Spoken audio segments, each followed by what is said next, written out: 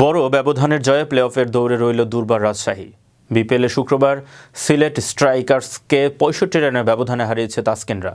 চট্টগ্রামের জহুর আহমেদ চৌধুরী স্টেডিয়ামে ১৮৫ রান তাড়া করে নেমে ১৭ ওভার ৩ বলে ১১৯ রানে গুটিয়ে যায় সিলেটকে গুড়িয়ে দেওয়ার পথে রাজশাহীর পক্ষে ২৫ রান খরচায় সর্বোচ্চ ৩ উইকেট নিয়েছেন সঞ্জামুল ইসলাম।